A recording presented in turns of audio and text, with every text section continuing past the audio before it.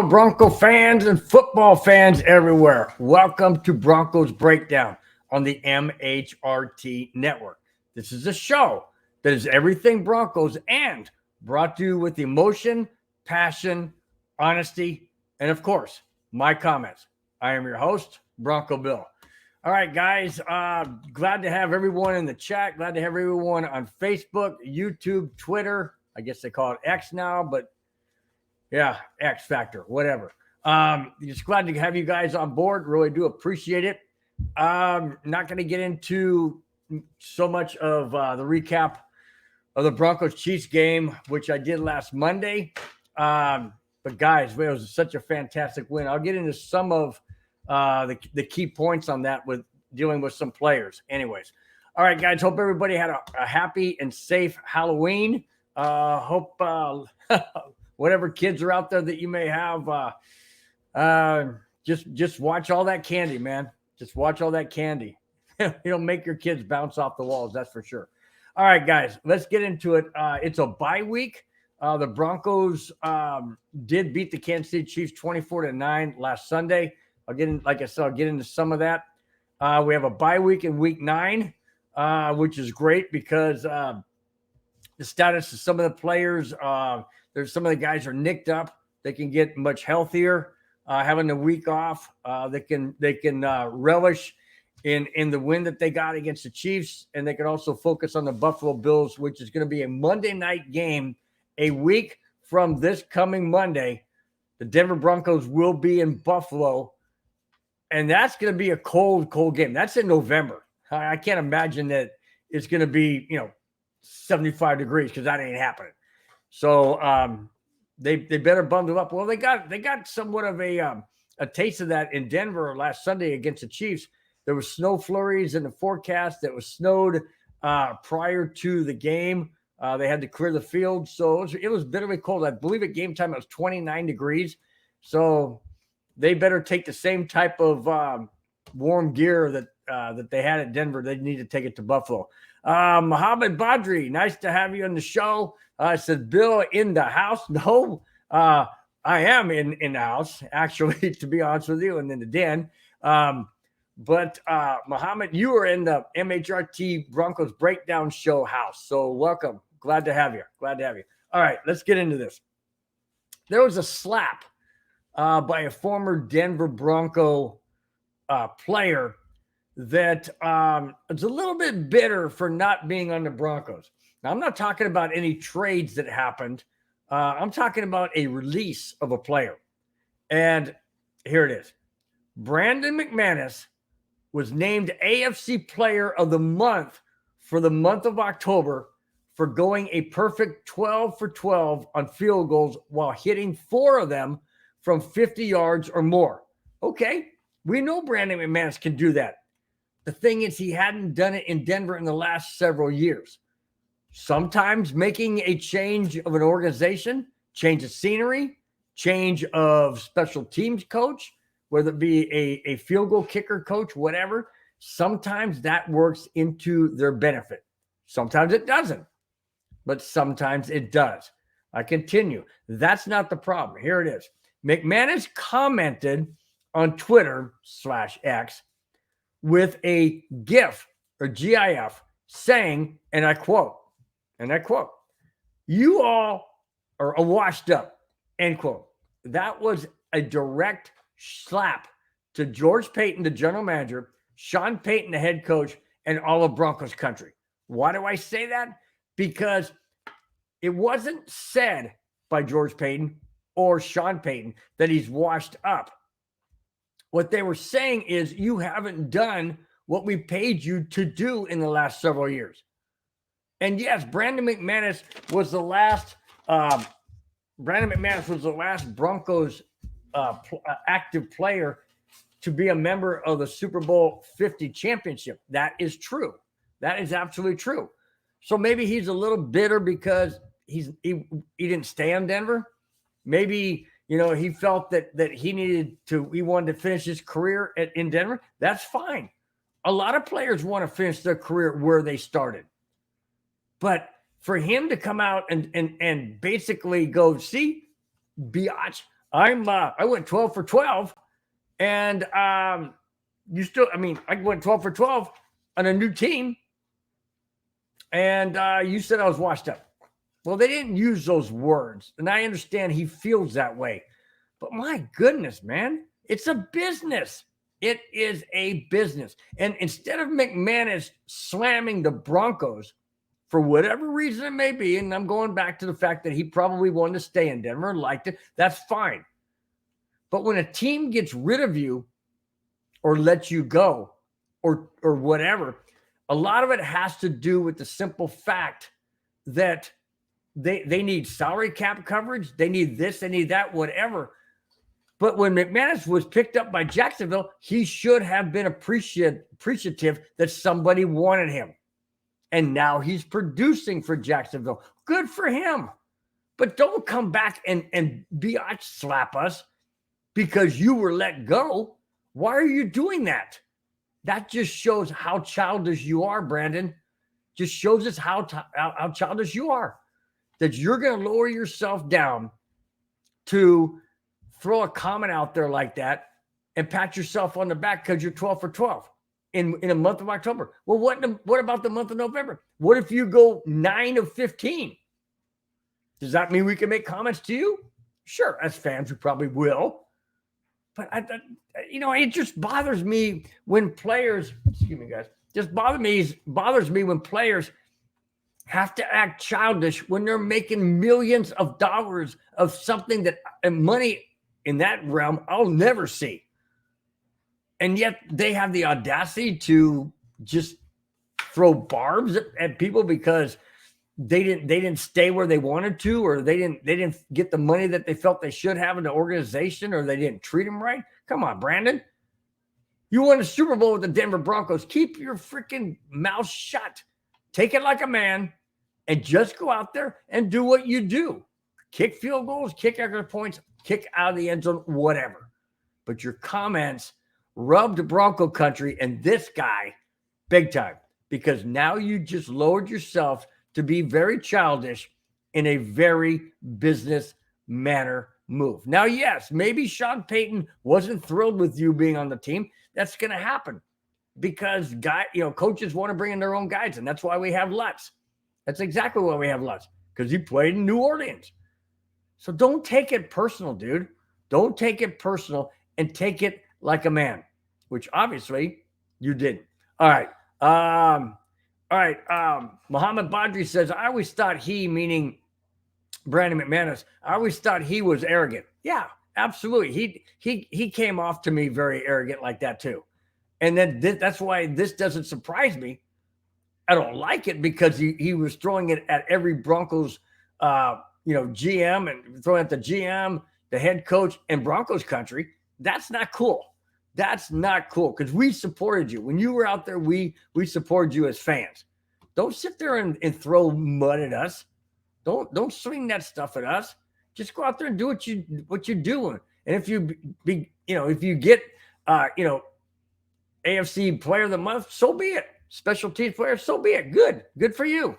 Have a wonderful day. Enjoy it. Quit throwing mud and quit acting like a baby. All right. I totally agree with Muhammad. He needs to let it go and move on. Absolutely. But see, that's the problem with these guys. They can't let it go. It festers into, I don't know why. Why didn't they want me? Whatever it is. Well, now you're on Jacksonville and they wanted you. That's why they signed you. So quit crying. Just stop it. All right, guys. Yeah, that first segment got me wound up. Okay, so Alex Smith, welcome to the show, my friend. Welcome to the chat. Thanks for your comment. He says, "What did Brandon Money say? What did Brandon McMoney say?" Brandon McMoney said, and I'll go back there for you, Alex, just to let you know. Brandon McManus. Okay, let me start back to the top. I'll just read it through without any comments. Brandon McManus was named AFC Player of the Month for October for going a perfect 12 for 12 on field goals while hitting 4 of them from 50 yards or more. McManus commented on Twitter /X with the GIF saying, and I quote, you are all washed up, end quote. That was a direct slap to George Payton, Sean Payton, and Broncos country. Why? Because apparently, according to him, he was released because he felt that the ownership, general manager, whatever, head coach felt that that he was washed up. They never said that. They absolutely never said that. And in defense of the Broncos and their organization, they did not say that. Brandon McManus is taking it very, very childish as a baby.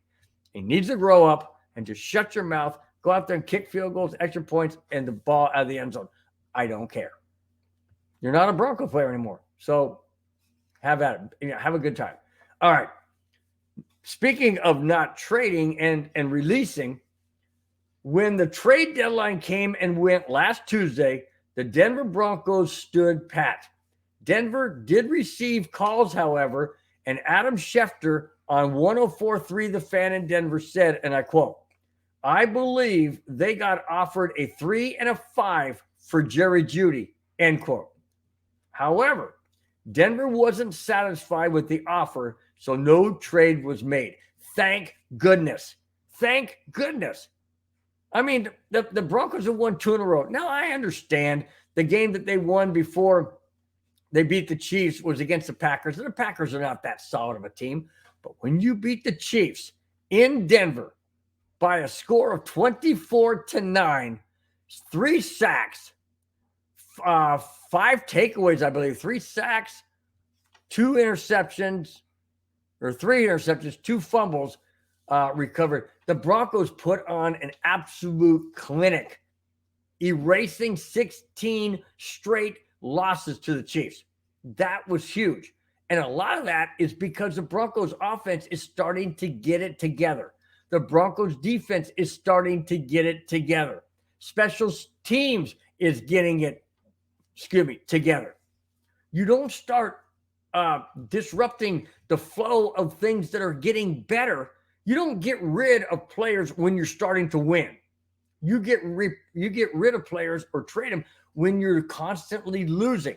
With the Broncos beating the Packers and the Broncos beating the Chiefs in back-to-back games at Mile High Stadium, in Power Field at Mile High, and convincingly against the Chiefs. And I know Chief fans are going to say, well, Patrick Mahomes was sick. He didn't feel well. He wasn't his best. Oh, so then why didn't you put the backup in? Because, in my opinion, the backup was not better than a Patrick Mahomes if he was truly sick. Okay? Maybe he's truly sick. Maybe not. Doesn't matter. Denver put a beat down on him. Plain and simple. Allowed 0 touchdowns. 9 points. 3 freaking field goals. That's it.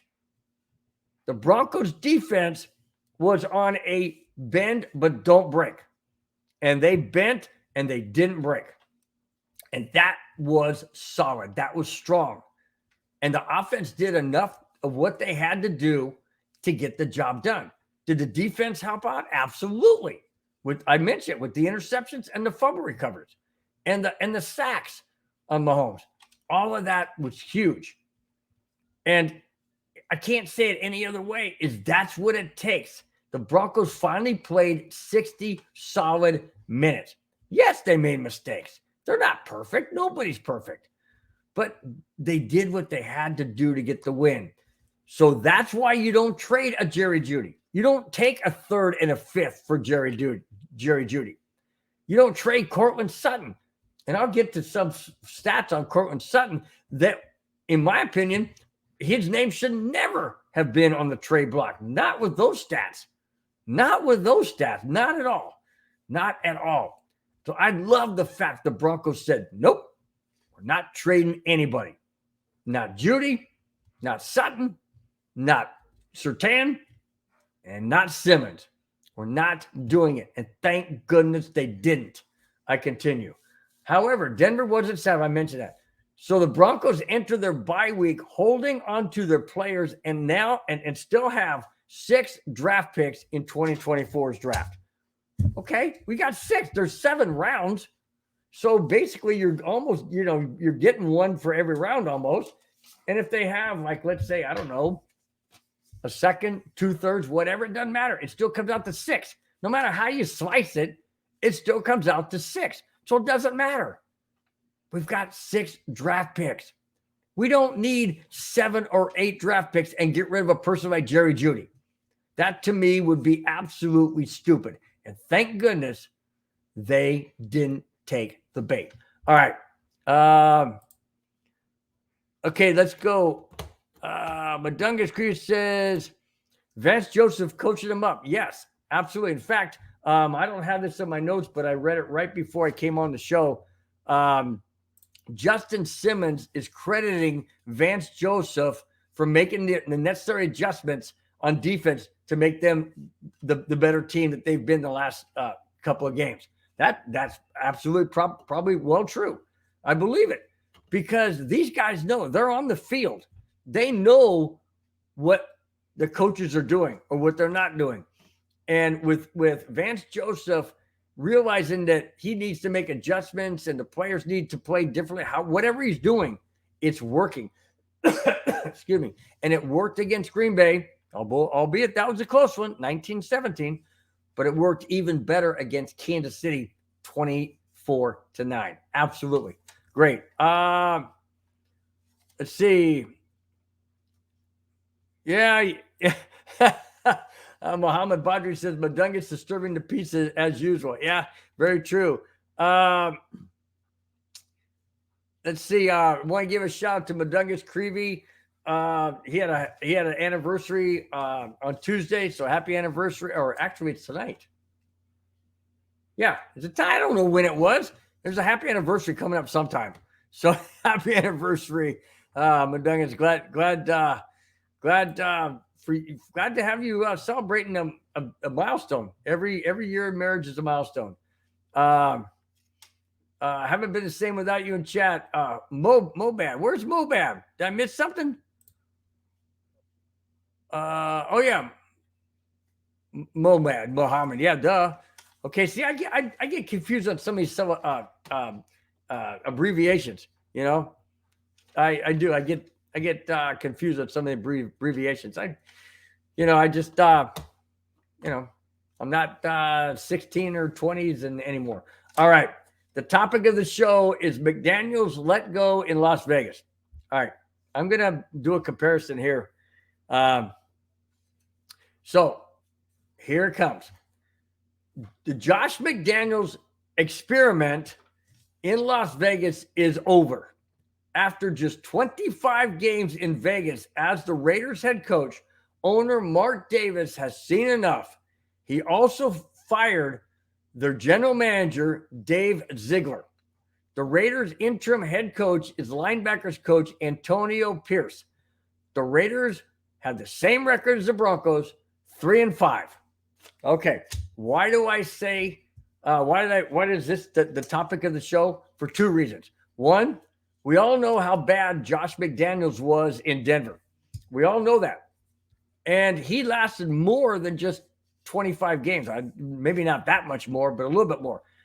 The common denominator for Josh McDaniels being let go before he's even finished 2 years in Denver or 2 years in Vegas is the same. It's exactly the same denominator as it was in Denver as it was in Vegas. When he came to Denver, he obviously didn't have any coaching experience, but he also quickly got rid of Jay Cutler, who was a Broncos starting quarterback. What did he do in Vegas? Comes into Vegas, what's he do? Gets rid of Derek Carr. There's a conflict there. There's a struggle of some sort. And I know that they all want to bring in their quarterback and whatnot. But then what he does in Denver is he drafts Tim Tebow, which I absolutely loved. I love Tim Tebow. I think the world of the guy. I love him for his faith. I love him for his energy, his passion on the sideline. I love the way I can watch the entire game and just wait for the fourth quarter because I knew something magical was going to happen. And it did. And look at the overtime in Denver against the Pittsburgh Steelers. One play, one throw to Demaryius Thomas. Boom, overtime touchdown. It's that kind of excitement I loved about Tebow. But My point being is he did the unthinkable, getting rid of your starting quarterback. What does he do in Vegas? Brings in Jimmy Garoppolo. Well, now Garoppolo's a mess. He's out. And then he refused to put in the rookie quarterback in the game against the Lions, and they got the doors blown in. And then he's shown the door. So it's very, very similar. The difference that I'm going to throw out there is this. I'm going to ask you guys, was Josh Daniels a worse head coach as a Denver Bronco, or was he worse as a Vegas Raiders head coach?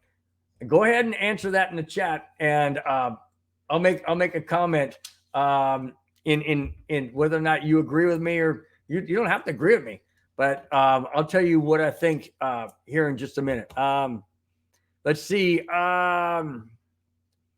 Mohammed Badri says he tried to be Belichick, but he is not. Okay. I'll give you that. Yeah. Belichick likes to get rid of players prior to not really getting anything for them. He'd rather get rid of them a year or two too early than a year or two too late. That I'll give it to you. Okay. Madungus Creevy says he's going to take the wife out to dinner for their anniversary. All right, my friend, have a great dinner. Have a great time out, and we'll see you on the flip side. How's that? All right. Here's why I think that Josh McDaniels was worse as a Bronco head coach than he was as a Raiders head coach. And then I'll get into a flip side. I have an A and a B. Okay. He's worse. First off, he's worse as a Bronco head coach. And then he was secondly worse as a Raider head coach. And I know that's confusing, but I'll get into it. As a Broncos head coach, he was in that Spygate. Remember that, guys? I don't know if you guys remember that. He was in that Spygate where he had film during practices or was it scrimmage or something like that against one of the teams that we were going to play against down the road. And he wanted to get some film. Well, you can't do that. That's illegal. That's, well, not criminal wise, but NFL wise, might as well be criminal. And that was something that John Elway at the time, general manager John Elway at the time, didn't want to put up with. And so he let him go. And I totally agree with it. You can't do that. I mean, there were things like that when he was with the New England Patriots. He can't do that. So now going to Vegas, and what he did in Vegas, to me, was just, I mean, obviously he didn't learn anything. And I'm not talking about Spygate or anything because that didn't occur in Vegas. But what occurred in Vegas was he got rid of the star, or not star per se, but he got rid of his starting quarterback just like he did in Denver. It didn't work in Denver. Why would he think it would work in Vegas? And it hasn't. So Josh McDaniels, I wonder where he goes, guys. I really wonder where he goes. Does he go back to New England? That would be interesting. He always wanted to be head coach of the Patriots once Belichick is gone. Belichick's still there. Does he go back to New England? Does he go on as an offensive coordinator on some other team? Or does he walk away from football? I don't know. I mean, we haven't seen the likes of John Gruden since that whole thing went down with his emails. That's a whole different story, though. That was, Goodell's trying to, keep him out of John Gruden, keep him out of football in the NFL. But he hasn't had that kind of a run-in with Josh McDaniels. Does McDaniels surface somewhere else as an offensive coordinator? Does he lay low and wait till next year and see if any head coaches get fired and see if he can't get a head coaching job again? Well, any team that would take him on as a head coach isn't looking at his past record. That's for dang sure. Why would you want him as a head coach? He may be a fantastic offensive coordinator. That may be true. But he's definitely not head coach quality. And neither, he's in the same line as Nathaniel Hackett. Absolutely same line as Nathaniel Hackett or Vance Joseph or Vic Fangio. They all are great at coordinators, but they're not great at being a head coach. Huge, huge difference. So I'd be curious to see where he lands, if he lands anywhere. Absolutely. D-Rock. What is up, my friend D-Rock in the house? Hey, man, nice to see you, Big Bill. How about Big D-Rock, man? Nice to have you. Yeah, see, that's what I was saying there. Uh, Mohammed Badri. That's what I was saying. He can go back to Papa Belichick. I mean, I don't know. That would be a third time coming back. Well, not third time coming back, second time coming back because he started there. Then he went to Denver. Then he went back. And then he went to the Raiders. So does he go back a second time? Does Belichick take him back? Well, if Belichick is smart, he probably will because that's really the only way they won championships is when it's been Belichick and McDaniels as a team. I don't know. It would be interesting. It'll be very, very interesting to see where he goes. Let's see. D-Rock says, McDouche. Yeah. Good point, man. We'll definitely get an offensive coordinator job, but I think he's done getting a head coach. Well, if there's any team out there that is stupid enough to hire him as a head coach without looking at what he did in Denver and without looking at what he did in Vegas and just say, yeah, man, we'll welcome you and come on, man. They are stupid. Just saying. Hey, maybe the Chargers will do that. That would be awesome. Don't think so, but hey, I can always wish, Christmas is around the corner. Thanksgiving, I can be thankful for them to fire Staley and hire McDaniels. That would make everything happy for me. This guy make me extremely happy. All right. I digress. I'm moving on. All right. Randy Gradishar. This is a feel-good story. This is a really, really feel-good story. And I love doing these kind of stories. They don't come around all that often, but when they do, I like to bring them up. This is awesome. The Denver Broncos have named Randy Gradishar as a 2023 Salute to Service Award nominee this past Tuesday. Gradishar is the son of a World War II vet and has participated in 3 USO tours. Now, USO stands for United States Overseas. That means that these guys get together. They go overseas to like Iraq, Afghanistan, Kuwait, all these places, that are in harm's way, as well as they put themselves in harm's way. They're pretty well protected. But Gradishar, has gone on 3 of these United States overseas tours. That is awesome. That is absolutely giving back to the country that gave so much to his freedom and allowed him to play in the NFL in a sport that he loved. He's given back. I think that is awesome. I continue.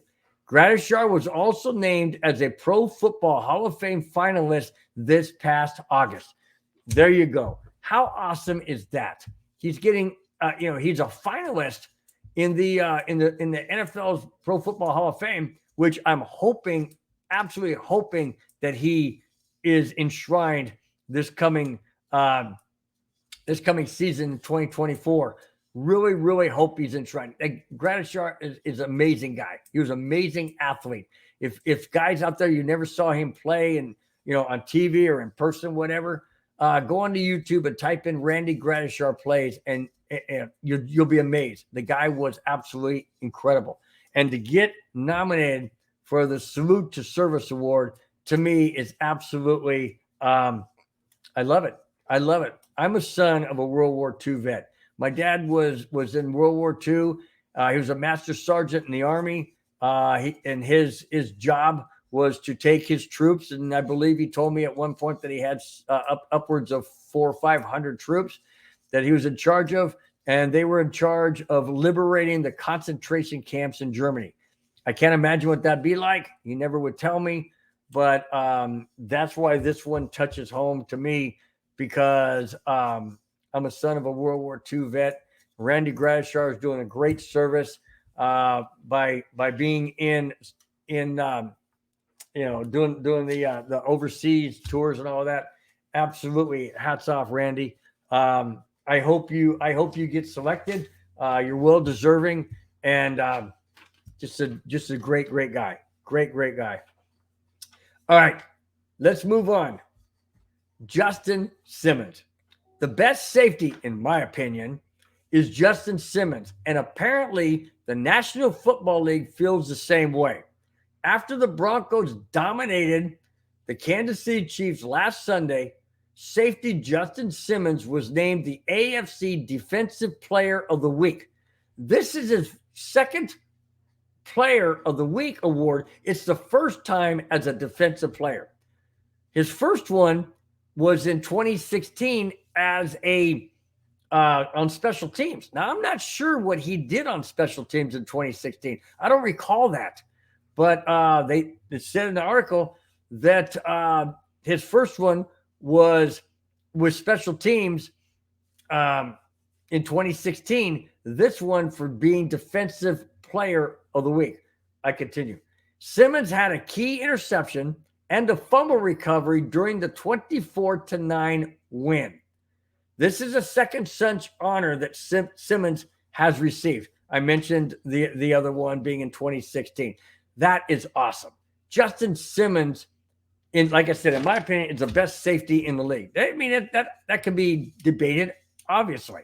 I mean, everybody has their favorites and their fans that, not fans, but they're the players that they like on their specific team that's their favorite. I get that. But look at what Justin Simmons has done in his career. I mean, he's an absolute shutdown safety. And then you got Patrick Surtain as a corner on the opposite side. I mean, I go back to, why would you even think about trading these guys? Why would you even say, well, we're open to, this is several weeks ago. The Broncos were saying we're open to anybody on defense can be traded. And that includes Justin Simmons and Patrick Surtain. And I'm going to go, what are you guys thinking? Why are you putting that out there? Would you expect to get 3 first rounds for Justin Simmons? Oh, I bet if you did, you'd probably jump on it. But to me, that would be stupid. Draft picks are good up to a point. You don't know what you're getting from college. Look at all the absolute busts, the absolute disasters that have been drafted because they're, quote, great in college. That doesn't translate to the NFL, not by any stretch of the imagination or any guarantee. And on the flip side, you could take somebody like a Tom Brady in the 6th round and not expect him to do anything, and he turns out and wins 7 Super Bowls. So you don't know. It's a crapshoot. It's an absolute gamble. And in my opinion, when you find a gem in the draft like a Justin Simmons, and I know it was years ago, it doesn't matter. But when you find a gem like a Justin Simmons or a gem like Patrick Surtain, you don't put them on the trade block because you trying to get the farm. It's not going to happen. Teams are not going to do that. And when they do it, and most times it's a mistake. The Minnesota Vikings, they traded for, who was it? Not Emmitt Smith. Who was the guy they traded for? Oh, they traded away. Yeah, they traded away. Was it Emmitt Smith that the Vikings traded away? Years ago. Anyways, they traded away a running back, and they got like 6 or 7 draft choices, and none of them really panned out. Well, look at the Broncos. We traded away all of those draft picks and players to get Russell Wilson. Hasn't really worked out. It's starting to work out. It's starting to get better, but it doesn't really work out. Does it work out for Seattle with those picks? Yeah, not really. So you never know. But is it worth giving up somebody who is solid? No, the answer is no. And Justin Simmons proved it. You keep me, and they did. An interception, a fumble recovery, and both of those takeaways, the interception and fumble recovery, resulted in Broncos touchdowns. That's the difference in a star like a Justin Simmons or a star like a Patrick Surtain. You don't get rid of them. And thank goodness Denver didn't trade either one of them. And they also didn't trade Jerry Jeudy. Now, on the opposite side of Jerry Jeudy is Courtland Sutton. And here's another guy that was on or rumored to be on the trading block to be traded before the trade deadline. Stupid. And I'm glad they didn't trade him either. And here's why. Listen to the stats on this. Okay? Listen to this. Just 8 games into the season, Courtland Sutton has 6 touchdown catches, That ties his career high set in his second season with 16 games played total in 2019. Did you catch that, guys? Did you catch that? He's got 6 touchdowns in 8 games. Half of those games that it took him to, or that not took him, but he only got 6 in 2019. And that's his career high. Sutton is on pace to double his career high and is tied for 3rd most in the league this season with touchdown catches. And they being the Broncos, wanted to put him on the trade block. Oh, I understand. You want to get the most you can because the guy's playing at this high level. Well, if he's playing at this high level and the season's only half over, why are you wanting to trade him? We're 3-5, guys. The Broncos are 3-5. People say, yeah, I know, but look at our schedule. We got Buffalo. We got Minnesota. Well, Minnesota's not all that good now. Kirk Cousins is out with the torn ACL. That's a whole different team. People say, well, you got the Patriots. Patriots aren't anything. Cleveland Browns are not that good. Sure, we got the Chargers twice, and we got the Raiders to wrap up the season, the last game of the season. But they're beatable too. I mean, we beat Kansas City, who had beaten us 16 straight. Why throw in the towel when you're 3-5 and things are starting to move upward? And they didn't trade Courtland Sutton, and that's awesome. I love it. I love the fact that Broncos said, no, we're not getting rid of these guys. We're moving forward. I continue. Sutton has also scored a touchdown in 3 straight games, making him the first. Listen to this, guys. Listen closely. He's caught a touchdown in 3 straight games, making him the first Broncos receiver to do so since the late Demaryius Thomas in 2017. Now, if that doesn't tell you something, guys, and I know there's a lot of people out there that say Courtland Sutton has to go. I'll let go of Courtland Sutton before I let go of Jerry Jeudy. Really? Really? You would forego what he has done. 6 touchdowns. Wait a minute. Take those 6 touchdowns away. And take those 6 touchdowns away. Maybe Denver's 0-8. You thought about that? I'm just saying, guys, you can't deny these numbers, these stats. He's the first Broncos receiver to have 3 straight games with a touchdown since Demaryius Thomas in 2017. Wow. We've had some receivers on this Broncos team. They've never done that. People say Russell Wilson's washed up. Well, who's throwing Courtland Sutton the ball? Russell Wilson. Is the team coming together? Yes, it is. And this bye week this bye week came at an absolutely perfect time. Perfect time. The Broncos are coming off of 2 wins in a row, back-to-back, at home. They're on a bye. They can focus on the Buffalo Bills, who they have a week from Monday night, and Buffalo. They can focus on that. The system is moving upwards. Sean Payton is getting the best out of these guys. It's a work in progress, guys. I know everybody wanted Sean Payton to come in and just run the table and win 17 straight. Wasn't going to happen. You can't expect, I should say, a head coach to come in and just completely, go 17-0, 16-1, 15. It doesn't happen. Yeah, maybe once in a blue moon, but so does lightning strike a person once in a blue moon. I mean, you can't bank on that. It's not going to happen as a norm. It's a progress. It's a work in progress. And it's working now. It's starting to come upward. And that's when you keep your players together. Why? If nothing else, because they know the system. they know the game playbook.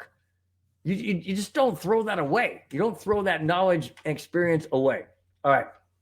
I continue. The top 3 receivers this season are, well, we all knew this one would be number 1. Tyreek Hill of the Miami Dolphins with 8 touchdowns in 8 games. Jordan Addison with the Minnesota Vikings, 7 touchdowns. And I think the Vikings had a bye, so I think that would be 7 games. And Courtland Sutton of the Denver Broncos with 6 touchdowns. Now, you tell me, Would any one of you out there think that Cortland Sutton would be in the top 3 along with Tyreek Hill? I wouldn't. But that's what's happening, and that's why it's starting to work. The system is starting to mesh. Sean Payton is starting to understand the guys. The guys are starting to understand the playbook. Things are starting to come together. They're starting to mesh, and that's exactly what the Broncos needed to do, is keep everybody together and move forward. Now, in the offseason, things may change. Things may change in the offseason. We still got 7 or 9 games to go. And in those 9 games, a lot can happen. Broncos could win 6 of the 9. Or they could lose 6 of the 9. Anything can happen. So I don't know what's going to happen at the end of the year with these guys, these players. I don't know. I also don't know what's going to happen with Russell Wilson. I mean, I don't know. That's to be determined as well. But it all hinges, in my opinion, and I'm starting to see it with the Packer win, or the Broncos win against Packers, and the Broncos win against the Chiefs. I'm starting to see what I'm thinking and feeling, and that is this. The Broncos are on an upswing, okay? They won 2 in a row. They're on an upswing, okay? If things start clicking and come together, this Broncos team, and I'm just saying this Broncos team could win 6 of their next 9 and go 9-8.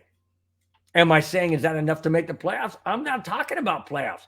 I'm talking about having a winning freaking season we haven't had in 7 years. It's doable. It's absolutely doable if the team continues to move upward like they have since back-to-back wins against the Packers and the Chiefs. And in this bye week, we're going to find out what kind of Broncos team is going to come out and play in Buffalo. Is it going to be difficult? Absolutely. It's in Orchard Park, New York. It's outdoors. The weather and elements are going to be a factor. Absolutely. Could be cold temperature. Could be sleet. Could be rain. Could be snow. Could be clear weather. I don't know. Could be windy. The bottom line is, what Broncos team we're going to see. We're going to see the one that's trending upward. I sure the heck hope so. Or are we going to see what we saw in the first 6 games of the season? I don't want to see that.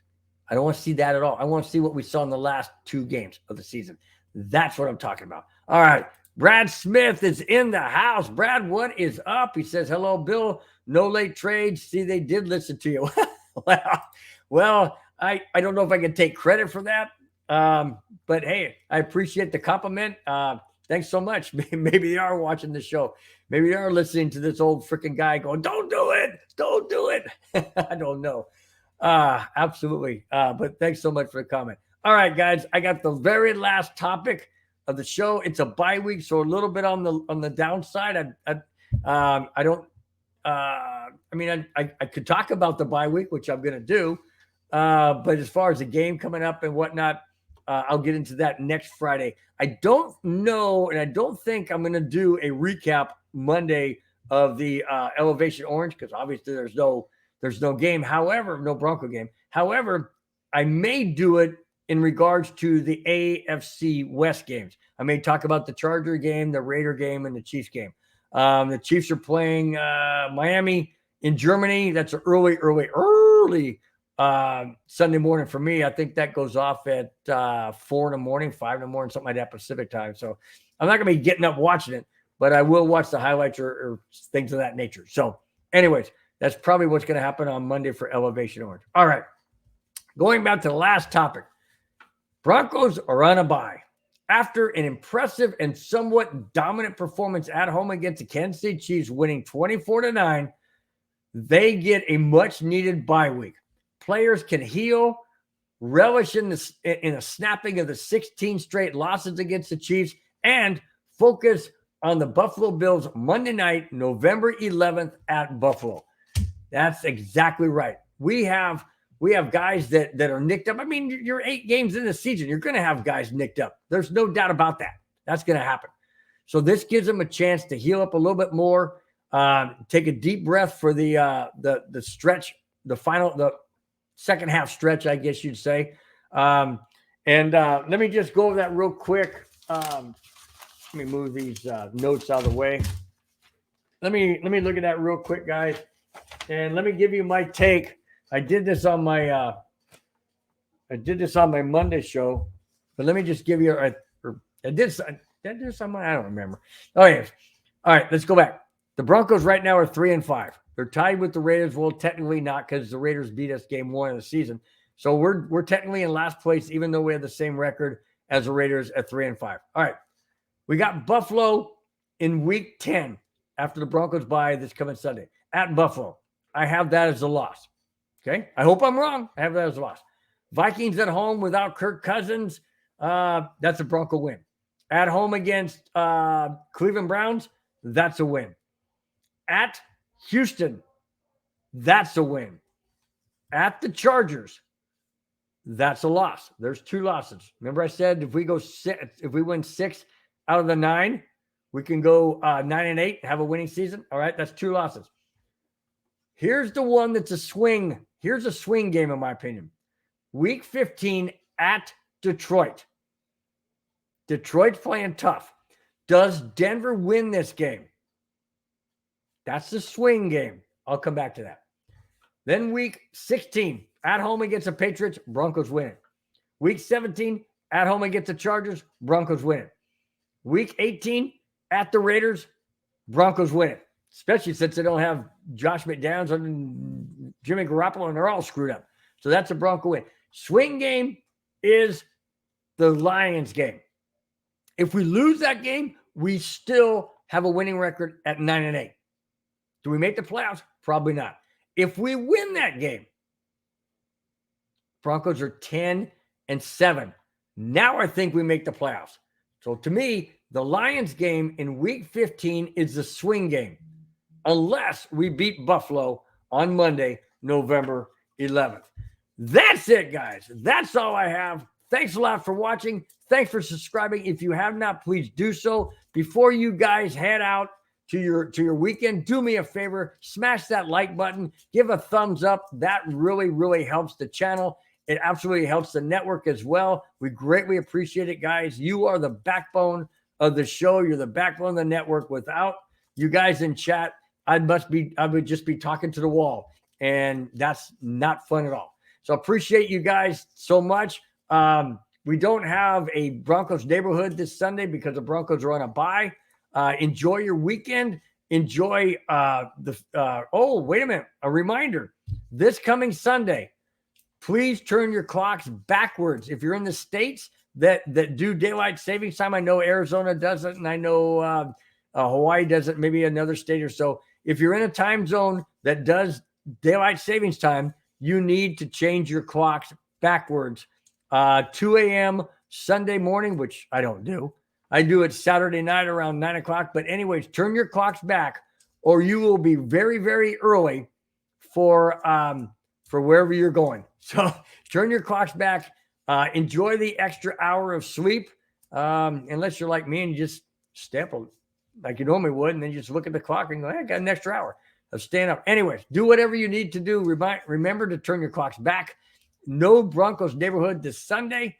There will be an elevation orange. I will talk about the AFC West teams, Chargers, Raiders, and Chiefs, and what the impact is on where we stand in the standings. And then you've got all the other shows on Tuesday, Wednesday, Thursday, and then on Friday, next Friday, Broncos Breakdown, hosted by me, Bronco Bill, will be live 5, 6, 7, and 8. Hey, before I get out of here, I got to give a shout out to Bronco in VA 9986. Hurricane Josh has fallen apart. Yes, he has. Oh, man, that guy is nuts, man. That guy is nuts. Bronco in VA, if you didn't watch any of the show, I did talk about Josh McDaniels and the comparison between being head coach of the Broncos and the head coach of the Raiders. So if you missed it, go back and watch the show, and then you'll get caught up. Really appreciate it. Once again, guys, thanks so much for being in the chat. Thanks so much for all your comments and support of the show and this network and this channel. Really do appreciate it, guys. Have a wonderful, safe weekend. Enjoy football. Broncos are on a bye until next Friday. Also, Elevation Orange Monday. But until next Friday, take care, guys. We will talk to you then. Bye-bye. Fast lane when I pass in the street, bag of money in the passenger seat. simple. Been asking for me on the road from the west to the east. Way up, I might never come down, cause the coast racking up the flight miles. So high, I might never come down, so what, this is my lifestyle. Wait a minute,